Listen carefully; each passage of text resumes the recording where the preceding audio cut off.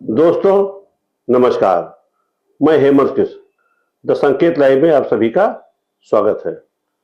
दोस्तों 22 जुलाई से कांवड़ यात्रा शुरू हो रही है और इस यात्रा के शुरू होने के पहले मुजफ्फरपुर पुलिस ने अपने एक फरमान जारी किया कि कांवड़ के रास्ते पर जो दुकानदार दुकान खोले हुए हैं वो दुकानदार अपना नाम और अपना पूरा विवरण, यानी इसका मतलब विवरण में जाति हो सकता है, धर्म हो सकता है, लिखना आवश्यक हो गया है। और इसी के बाद इस पर योगी सरकार ने भी मोहर लगा दी। शनिवार को या शुक्रवार को उन्होंने भी कह दिया कि हाँ, कांवड़ के रास्ते में जो दुकानदार दुकान लगाएंगे, जो भी दुकान होंगे, उन दुकानदारों को अपना नाम और अपना विवरण, अब विवरण में क्या क्या आता है ये नहीं स्पष्ट है, लेकिन हमको लगता यही है विवरण में उनकी जाति होगा, उनका धर्म होगा। नाम से तो जाति भी क्लियर हो जाता है, धर्म भी क्लियर हो जाता है। अब जाति नहीं होते धर्म तो क्लियर हो जाता है। अब आप पूछेंगे कि मुजफ्फरनगर की पुलिस की ऐसी आवश्यकता क्या पड़ी? ऐसी आवश्यकता इसलिए पड़ी कि बघरा के योग साधना केंद्र के संस्थापक स्वामी यशवीर आश्रम महाराज ने चेतावनी दी थी कि अगर यहां के दुकानदार अपना नाम और विवरण, जाति धर्म नहीं लिखेंगे तो वो उनके खिलाफ आंदोलन छोड़ देंगे। अब योग साधना केंद्र के जो संचालक हैं उन्होंने ऐसा क्यों किया, ऐसा क्यों जरूर पड़ा? वो जरूर इसलिए पड़ा, उनका कहना यह है कि वहां पर तमाम मुसलमानों ने जो होटल खोल रखे हैं उसका नाम देवी देवताओं के नाम पर रखा हुआ है। तो अगर वो देवी देवताओं के नाम पर रखा है तो वो भ्रमित क्यों कर रहे हैं कांवड़ियों को या दूसरे धर्म के लोगों को? तो ये भी बात अपनी जगह सही है कि अगर वो दुकान खोल रहे हैं तो अपने नाम से खोल सकते हैं, देवी देवताओं के नाम से खोलने की कोई आवश्यकता भी नहीं होनी चाहिए। और कायदे से तो देवी देवताओं के नाम पे होटल खुलना भी नहीं चाहिए, जो मैं समझता हूं। बाकी हम इसके बहुत उसमें जाना चाहते हैं। तो दोस्तों आज हमारे बीच में वरिष्ठ पत्रकार आलोक त्रिपाठी जी मौजूद हैं। हम इस पर इनका विचार जानना चाहेंगे। हम आपसे ये जानना चाहेंगे कि सीएम योगी ने कांवड़ यात्रा पर आदेश जारी किया। यात्रा मार्ग पर दुकानों पर मालिक अपना नाम लिखे, हलाल सर्टिफिकेट प्रोडक्ट बेचे तो कार्रवाई होगी। इसको आप किस नजरिए से देख रहे हैं? देखिए, अगर इसको राजनीति से हटके देखें तो इसका रूप दूसरा होगा। और अगर इसको जिस तरह से विभिन्न राजनीतिक दलों ने इस पे अपनी प्रतिक्रियाएं दी हैं, अपने बयान दिए हैं, तो वो एक राजनीतिकरण हो गया है उस मुद्दे को लेकर के। अब बात करते हैं कि आखिर ऐसी स्थिति आई क्यों कि ये कहना पड़ा कि उस कांवड़ यात्रा मार्ग में जो भी दुकानें होंगी उन दुकानदारों को अपने दुकान के बाहर नाम लिखना पड़ेगा, बताना पड़ेगा ये दुकान किसकी है। तो ये ऐसी स्थिति क्यों आई? ये है क्या कि बहुत से दुकानें विभिन्न धर्मों के लोग और विभिन्न जातियों के लोग खोले हुए हैं, इससे किसी को कोई दो राय नहीं है, ना ही किसी को कोई दिक्कत है।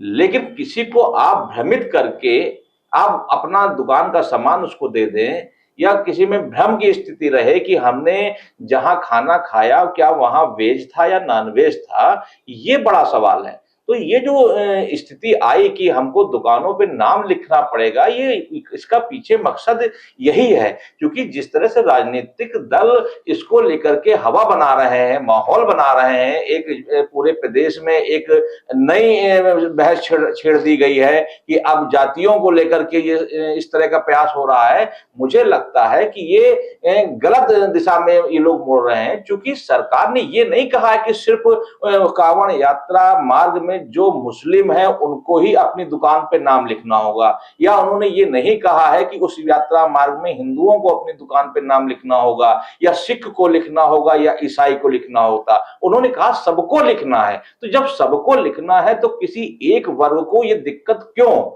सवाल ये उठता है ना कि आखिर एक वर्ग को इस पे दिक्कत क्यों आ रही है, और उस वर्ग को भी उतनी दिक्कत नहीं है। जिस तरह से निकल के आ रहा है, उस क्षेत्र के लोगों ने इसका स्वागत किया है, किसी ने भी इसका विरोध नहीं किया है। कुछ राजनीतिक पार्टियों के नेताओं ने जरूर इस पे रोटी सेकने का प्रयास किया है कि इस तरह का माहौल प्रदेश में पैदा किया जा रहा है। अब सवाल उठता है कि आखिर ये स्थिति क्यों आई? देखिए, होता क्या है कि लोगों ने, कई ऐसे लोग हैं जिन्होंने वेज खाते हैं, नॉन वेज नहीं खाते हैं, और अच्छा, लखनऊ में भी होटल है? होटल लखनऊ में भी है, पूरे प्रदेश में इस तरह के कई जगह हैं।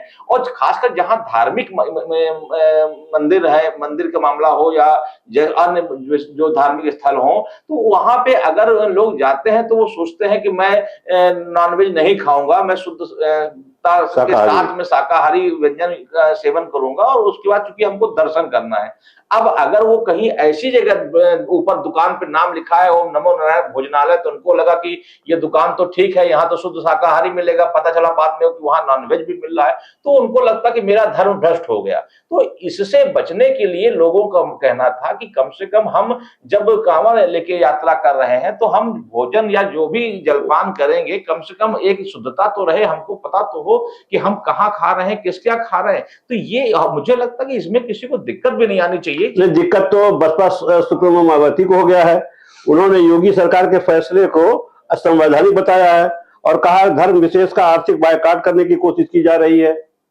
नहीं, देखिए, वही मैंने कहा ना कि इसको राजनीतिकरण करने का प्रयास किया जा रहा है, और चूंकि राजनीतिक दलों के नेता हैं और वो विपक्ष में हैं, और तो उनको तो राजनीति करनी है, ठीक बात है, लेकिन हम ये भी तो देखें कि हम किस मुद्दों पर राजनीति कर रहे हैं। इसमें मुझे नहीं लगता कि कोई गलत कर रहा है। कोई अगर मंदिर जा रहा है या कोई कांवड़ यात्रा लेकर के निकल रहा है, और रास्ते में अगर उसने, मान लीजिए, चूंकि मैं सबकी बात नहीं कह सकता, लेकिन कुछ दुकानदार ऐसे हैं जो मान लीजिए है दूसरे धर्म के, और नाम दूसरे धर्म के दुकान का रखे हुए हैं।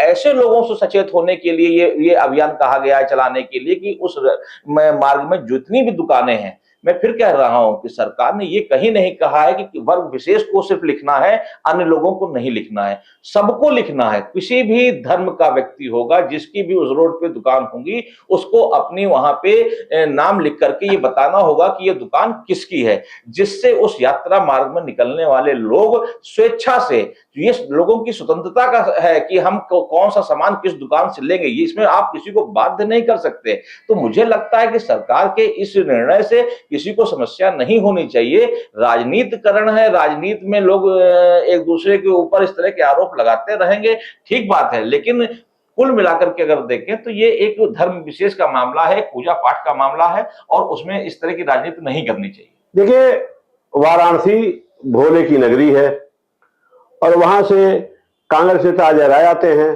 जो पिछले लोकसभा चुनाव में लोकसभा प्रत्याशी भी थे, कांग्रेस नेता हैं। उन्होंने तो कहा कि ये आदेश तत्काल निरस्त होना चाहिए। उन्होंने कहा यह पूरी तरीके से अव्यावहारिक कार्य है, वे समाज में भाईचारे की भावना को खराब करने का कार्य बता रहे हैं, इसको तत्काल निरस्त करने की मांग कर रहे हैं अजय राय। देखिए, कांग्रेस हो या बहुजन समाज पार्टी हो या समाजवादी पार्टी हो या असदुद्दीन ओवैसी हो या उनकी पार्टी हो, जो भी राजनीतिक दलों के नेता है, वो देखिए, जब भी इस देश का ये दुर्भाग्य कह लीजिए कि जब भी कोई बात होती है, नेता उसमें राजनीतिक रोटियां सेकने शुरू कर देते हैं। वो ये नहीं सोचते हैं ये मामला धर्म का है, जाति का है या वर्ग का है, किस वो है, इससे राजनीति को थोड़ा तो कहीं तो अलग करिए। तो ये नेताओं ने तो उसको राजनीतिकरण करने का प्रयास किया है, क्योंकि प्रदेश में भाजपा की सरकार है और योगी जी ने इस तरह का आदेश दिया, तो उनको तो उसमें जो कमियां ढूंढनी है वो कमी ही ढूंढेंगे। लेकिन आप ये देखिए ना कि उस यात्रा में जो लोग कांवड़ लेकर के निकलते हैं, पिछले मतलब 22 जुलाई से लेकर के अगस्त के मध्य तक करीब ये यात्रा चलती है, और पूरा रोड उस तरफ ब्लॉक रहता है, बहुत भव्य यात्रा निकलती है, और बड़ी मेहनत करते हैं लोग जब यात्रा पे निकलते हैं, तो उसमें कम से कम उनका धर्म भ्रष्ट ना हो, इसको ध्यान में रखते हुए ये निर्णय लिया गया है। और चूंकि इस तरह की कई बार घटनाएं हुई, मैं आपको एक 2-3 उदाहरण देना चाहता हूं, आखिर ये सब चीजें क्यों हो रही हैं।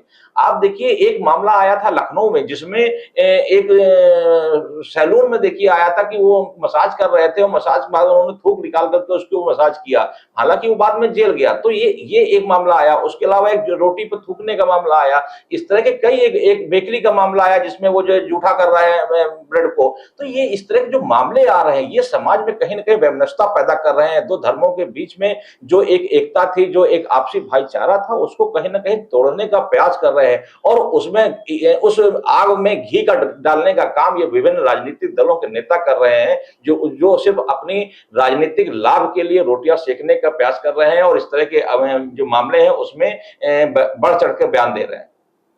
देखिए, मुख्तार अब्बास नकवी ये भाजपा के नेता हैं, मुस्लिम समुदाय से आते हैं। उन्होंने योगी के इस फैसले का स्वागत किया है। उन्होंने कहा है कि जो भी सांप्रदायिक भ्रम पैदा हुआ था उसे दूर किया गया है। मेरा यही कहना है कि इस तरह के विषयों पर किसी को सांप्रदायिक भ्रम फैलाने की कोशिश नहीं करनी चाहिए। यह किसी मुल्क, मजहब, मानवता के लिए अच्छा नहीं है। आस्था का सम्मान और आस्था की सुरक्षा पर सांप्रदायिक सियासत नहीं होनी चाहिए। ये मुख्तार अहमद नकवी का कहना है। बिल्कुल, देखिए वो एक मुस्लिम समुदाय से आते हैं और भाजपा के बड़े नेता हैं, तो उन्होंने अगर इस तरह का बयान दिया है तो मुझे लगता है कि जो भी समझदारी का काम किया। इस तरह के जो समुदाय या मुस्लिम समुदाय के जो बड़े नेता हैं, मौलाना हैं, इस तरह के लोगों को आगे आना चाहिए और इस तरह की जो राजनीतिक रोटियां सेक रहे हैं विभिन्न राजनीतिक दलों के नेता, उन पे मुंह पे विराम लगाना चाहिए कि जो यात्रा के दौरान जो इस तरह का निर्णय लिया गया है। क्योंकि देखिए सरकार जो भी निर्णय ले रही, चाहे देखिए अभी लाउड स्पीकर हटाने का मामला आया तो उन्होंने ये नहीं कहा कि मंदिर से नहीं हटेगा, मस्जिद से हटेगा। उन्होंने सबको कहा मंदिर भी हटेगा, मस्जिद से भी हटेगा। तो यहाँ पे आप राजनीतिकरण की बात मत करिए। जो निर्णय जो सरकार जो सबके लिए काम कर रही है, आप उस पर राजनीति मत करिए। हाँ, जहां आपको लगता है कि राजनीति करनी चाहिए, हमको विरोध करना चाहिए सरकार के निर्णय का, वहां करिए। लेकिन इस तरह के मामलों में अगर राजनीति को दूर रखेंगे तो मुझे लगता है एक जो समाज में कटुता, वैमनस्यता जो फैल रही है वो कहीं ना कहीं रोकने का काम करेगी। अच्छा, बीजेपी के प्रवक्ता हैं प्रशांत उमराव। इन्होंने एक्स पर यानी ट्विटर पे 4 पेज का पोस्ट डाली है। इसमें उन्होंने बताया है कि कांवड़ मार्ग पर दुकानदारों के नाम लिखना क्यों जरूरी है। उन्होंने लिखा है, कितने बेगैरत और बेशर्म लोग हैं, होटल ढाबा का नाम हिंदू देवी देवताओं पर रखेंगे, धंधा हिंदुओं से करना चाहेंगे, जिन्हें काफिर कहते हैं, लेकिन बोर्ड पर अपना नाम लिखने में उन्हें शर्म आती है। जी, देखिए बात तो उन्होंने बहुत हद तक सच कही है कि बहुत से आप देख लीजिए, चाहे अयोध्या देख लीजिए, चाहे आप जितने भी धार्मिक कश्मीर में माता वैष्णो के दरबार में आप देख लीजिए, ऐसा नहीं कि वहां जो भी फल फूल प्रसाद जो भी दुकानें लगी हुई हैं वो सिर्फ हिंदुओं की लगी हैं। वहां मुस्लिमों की बहुत बड़ी संख्या में लोग हैं। वही है। तो ऐसा नहीं किया, लेकिन ये राजनीतिक दलों के राजनीति जो लोग कर रहे हैं वो आपस में कटुता पैदा करने का प्रयास कर रहे हैं। कहीं भी इस तरह का कहीं माहौल नहीं है। अगर ऐसा माहौल होता तो मुझे लगता है कि जो इस तरह के धार्मिक स्थल है वहां पे फिर इस तरह की स्थितियां बन जाएंगी कि जिसका जो धार्मिक स्थल होगा वहां पे फिर वही लोग नजर आए, चाहे दुकान हो, चाहे प्रसाद हो या जो भी सामग्री होगी। लेकिन अभी फिलहाल भारत देश में ऐसी स्थिति नहीं है कि इस तरह की आवश्यकता पड़े। हाँ, जरूर ये एक नया मामला जरूर आया है, मुजफ्फरनगर का मामला आया है, और जिस तरह से पिछले कुछ दिनों में जो घटनाएं हुई, जिस तरह के माहौल बना, उसको लेकर के ये भ्रम की स्थिति ना रहे और लोगों को जो अपने श्रद्धा से यात्रा कर रहे हैं, कांवड़ यात्रा लेकर जा रहे हैं, उनका कहीं भी धर्म भ्रष्ट ना हो। क्योंकि कुछ दुकानदार क्षणिक फायदे के लिए, थोड़े से फायदे के लिए वो ये भूल जाते हैं कि कुछ लोग कैसे आए हैं, उनका हम धर्म या धर्म को भ्रष्ट ना करें और उनको जो सच बात है वो बता दें। लेकिन वो ऐसा नहीं करते हैं, जिसके कारण से ये प्रश्न उठा और मुझे लगता है मुजफ्फरनगर में इस तरह का निर्णय लेना पड़ा। देखिए, सपा सुप्रीमो अखिलेश यादव ने तो इसे सामाजिक अपराध बताया है और उन्होंने कोर्ट से कहा है कि कोर्ट को खुद संज्ञान लेना चाहिए और इस आदेश को तत्काल प्रभाव से निरस्त करना चाहिए। नहीं देखिए, मैंने वही कहा ना कि राजनीतिक नेता हैं, दल के नेता हैं, तो उनको तो इसमें राजनीति ही समझ में आएगी। उनको लगेगा कि इससे शायद जो दूसरा वर्ग है वो खुश होगा, उनको लगेगा कि हमारे पक्ष में ये लोग बोल रहे हैं। लेकिन आप देखिए ना, इन नेताओं को छोड़ दीजिए, अगर जो विभिन्न दलों के नेता हैं इनको छोड़ दीजिए, तो मुझे नहीं लगता कि मुजफ्फरनगर के जो आम व्यापारी हैं उन्होंने इसको लेकर विरोध किया है। अगर व्यापारियों ने कहीं विरोध किया होता, कहीं मार्केट में दिखा होता कि व्यापारियों ने कहा है कि हम इस सरकार के इस फैसले को नहीं मानेंगे, मुझे नहीं लगता इस तरह का कहीं निर्णय आया या इस तरह का किसी ने विरोध किया है। बल्कि हमको तो जानकारी जो हुई है, मुजफ्फरनगर के व्यापारियों ने इसका स्वागत किया है कि कम से कम दुकानों पे उनके नाम लिखे होने चाहिए, जिसमें कि लोगों को अपनी सहूलियत के हिसाब से सामान लेना, खाने पीने में किसी को कोई ये ना रहे कि हम कहाँ ले रहे हैं। और ये एक लोगों की इच्छाओं पे भी निर्भर करता है। किसी को आप बाध्य नहीं कर सकते कि आप फला दुकान से ही वो सामान खरीदें। उसकी इच्छा के ऊपर होता है, कस्टमर के ऊपर है निर्भर कि वो कौन सा सामान किस दुकान से लेगा। हम किसी को बाध्य नहीं कर सकते कि आप इसको तो यहाँ पे ही खाना खाना है। तो ये निर्णय कुछ विषम परिस्थितियों को देखते हुए लिया गया है। इससे राजनीति से इसको दूर रखना चाहिए। अच्छा, एक नेता आते हैं, मुस्लिम नेता हैं असदुद्दीन ओवैसी। उन्होंने भी एक्स पर ट्वीट करके तंज कसा है कि इस तरह तो ठेले और खोमचे वालों को सबको अब लिख ही लेना चाहिए। उन्होंने इसकी तुलना जर्मनी से कर दिया है। उन्होंने कहा जर्मनी में इसका नाम जुडेन बायकाट था, वो जो यहाँ भी लागू हो गया है। दूसरी तरफ गीतकार जावेद अख्तर ने भी एक्स पर लिखा है कि मुजफ्फरनगर पुलिस ने आदेश दिया है कि कांवड़ यात्रा के रूट पर सभी दुकानदार, रेस्टोरेंट संचालक, वाहनों के मालिक अपना नाम स्पष्ट लिखवाएं। क्यों? नाजी जर्मनी में केवल विशेष दुकानों और घरों पर निशाना बनाए जाते थे, वही हिंदुस्तान में होने लगा, इनका कहना है। This is a clear cut, it reminds us of what happened in 1930 when Hitler was in power. This is nothing but, it reminds me of Judean boycott. Kristallnacht movement is happening in India right now. Assam Chief Minister says 40% Muslim population, matter of life and death. Shame on him. He's one of the top 5 liars of this country. He's not telling the truth. The truth is that in 1951, Assam at that time, had 24.68 population of Muslims. Then Mizoram, Nagaland, Arunachal, Meghalaya, when were they created? Tell us. And then in 2001, the Muslim population 30.90. 2011 census, it was 34.220. Now we are in 2024. It might be or 40%. So what? Who constructed this ministers' colony? The Muslim laborers. Who sells vegetables? Sells fish, meat, auto drivers, laborers. Why are you so fearful with this population? They are Indians. You don't have the right to call them in this way. Matter of life. What matter of life and death? Politically, you should lose. I hope you lose badly over there in Assam. I hope that your party is wiped out from the face of Assam.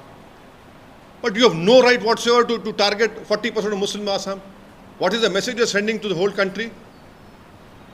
It is the BJP leaders and the chief ministers who are indulging in this dog whistle politics, who are openly asking for social boycott or openly saying Muslims are a threat to this country. This is their clear-cut policy of discrimination and hatred. It feels like we are living in 1930 Hitler's era now. नहीं, मुझे लगता है कि ये इन लोगों ने शायद जो आदेश हुआ है, जो निर्णय सरकार ने दिया है मुजफ्फरनगर को लेकर, उसको समझा नहीं और उन्होंने सिर्फ एक वर्ग विशेष को लेकर के समझा और उसके बाद अति उत्साह में इस तरह की बयानबाजी करने लगे कि शायद उनका वोट बैंक मजबूत होगा, एक वर्ग विशेष खुश होगा। मुझे लगता है कि इस सब चीजों को इस कांवड़ यात्रा के जो मामला हुआ है उससे दूर रखना चाहिए। क्योंकि एक मैं उदाहरण देना चाह रहा हूं, देखिए कि जो बहुत से ऐसे, मैं सबकी बात नहीं करता, कुछ ऐसे लोग भी हैं जो भ्रमित कर करके दुकानों पे जो नाम लिख रखे हैं उन्होंने, वो ऐसे नाम लिख रखे हैं जैसे लगता है कि ये शुद्ध शाकाहारी यहाँ पे भोजन मिलता है। लेकिन अगर आप चुपचाप उनसे पूछिए कि क्या यहाँ नॉनवेज मिलेगा, वो कहते हैं हाँ मिलेगा। तो ये जो भ्रम वाली स्थिति है, ये कोई भ्रम में ना रहे, स्पष्ट रहे कि कौन सी दुकान पर किसकी है, हमको कौन सी चीज कहाँ लेनी है, इसमें किसी को भ्रम ना रहे, लेने वाले को भी भ्रम ना रहे, देने वाले को भी भ्रम ना रहे। उस मकसद को ध्यान में रखते हुए ये निर्णय लिया गया है। क्योंकि लोग क्या है, आज जैसे लिख दिया दास सैलून, अब दास का मतलब हो गया, लोगों ने सोचा दास, दास का मतलब क्लियर हो गया, लेकिन बाद में पता चला कि दास का मतलब हो गया दानिश और शाह का मतलब हो गया सलमान। तो अब उन्होंने दा और शाह को, दानिश और सलमान को मिला करके दास कर दिया। तो ये जो भ्रम वाला स्थिति है, इसको लोगों को पता रहना चाहिए, लोग भ्रमित ना हो, और खासकर वो भ्रमित ना हो जो धर्म के रास्ते पे जा रहे हैं, पूजा पाठ करने जा रहे हैं, कोई श्रद्धा से जा रहा है, किसी मन्नत में जा रहा है, और पता चले कि उसने ऐसी जगह कुछ खा लिया कि जहां पे नॉनवेज भी था और उसका पूरा धर्म भ्रष्ट हो गया। तो उससे बचने के लिए ये एक निर्णय है, और मुझे लगता है इस तरह का स्वागत करना चाहिए, इसमें किसी को विरोध नहीं करना चाहिए, इसका राजनीतिकरण नहीं करना चाहिए। इसको देखना चाहिए कि ये जो नियम बनाया गया है या मुजफ्फरनगर के लिए बनाया गया, तो ये इसके पीछे मकसद क्या है। ये सिर्फ आप इसको धर्म से मत जोड़िए। आलोक जी एकदम सही फरमा रहे हैं। हम लोग सब लोग सब्जी खरीदने जाते हैं, वहां मुसलमानों की तमाम दुकानें होती हैं, फल मुसलमान बेचा करते हैं, हिंदू लोग ही जाके वहां खरीदते हैं, लेकिन वहां कोई भ्रम की स्थिति नहीं होती है। उन्हें मालूम होता है कि मुसलमान की दुकान आलू चावल ये सब बेच रहे हैं, तो परचून की दुकानें भी, उनके प्रोविजन स्टोर उनके नाम की है, तो मालूम है कि ये सलीम की दुकान है और जिसको मन होगा खरीदेगा, जिसको मन होगा नहीं खरीदेगा। तो मामला केवल यहाँ है कि जाति को लेकर के, धर्म को लेकर के कहीं कोई सस्पेंस ना बरकरार रहे। एकदम स्पष्ट होना चाहिए कि जो व्यक्ति जहां से सामान खरीद रहा है वो दुकान किसकी है, वो वहां से लेना चाहता है नहीं लेना चाहता है। क्योंकि रास्ते में केला बिक रहा है, सलीम जी बेच रहे हैं, तो केला वहां से खरीदा, धोया और खा लिया, उसका कोई धर्म नहीं भ्रष्ट होता है। आम बिक रहा है, आम खरीदा खा लिया, कोई धर्म भ्रष्ट नहीं। लेकिन धर्म के नाम पर दुकान चलाना, जैसे कि जय भोले रेस्टोरेंट, और चला रहे हैं कोई सलीम जी, अब वहां पे वो मांस भी बिक रहा है और शाकाहारी भी बिक रहा है, मांसाहारी शाकाहारी, तो वहां तो कांवड़ यात्रियों को दिक्कत हो सकती है। जब उसको मालूम हो जाएगा कि भाई सलीम की दुकान है, या किसी को मालूम हो गया कि सलीम जी केवल कुर्सी पे बैठते हैं, लेकिन इनके यहाँ बहुत सारे जो बनाने वाले हिंदू लगे हुए हैं और बहुत शुद्ध शाकाहारी एकदम बढ़िया मिलता है, तो पैसा देने तो सलीम के पास जाएंगे, लेकिन वो बैठ के खाना खा लेंगे वहां पर। भाई वहां पंडित जी एकदम बैठे हुए खाना बनाने के लिए, हिंदू बैठा खाना बनाने के लिए, यानी वहां पे मीट मछली नहीं वर्जित है, नहीं बन रहा, आदमी वो खाएगा। लेकिन एक सलीम जी स्थिति स्पष्ट कर दे, शुद्ध शाकाहारी भोजनालय और सलीम भोजनालय लिख दे, कोई दिक्कत नहीं है। तो आपकी बात से मैं सहमत हूं, और आज की चर्चा हम यही खत्म करते हैं। और मैं लोगों से आग्रह भी करूंगा कि देखिए, कांवड़ यात्रा के दौरान किसी तरीके इसका विदेश न फैले, किसी तरीके का धार्मिक उन्माद न पैदा हो। लिहाजा अगर सरकार ये कहती है, लोग ये चाहते हैं, वहां के स्थानीय निवासी चाहते हैं कि इस तरह का नाम लिखा जाए, तो लिखा भी जा सकता है। और क्या दिक्कत है भाई, जिसको खाना होगा खाएगा, जिसको खाना होगा नहीं खाएगा। जो आपकी दुकान को परमानेंट ग्राहक है वो जाएगा ही जाएगा, चाहे वो सलीम की दुकान हो, चाहे अब्दुल्ला की दुकान हो, और चाहे राम नरेश की दुकान हो, जिसको जहां मन होगा वहां खाएगा। तो आज बस इतना ही, नमस्कार।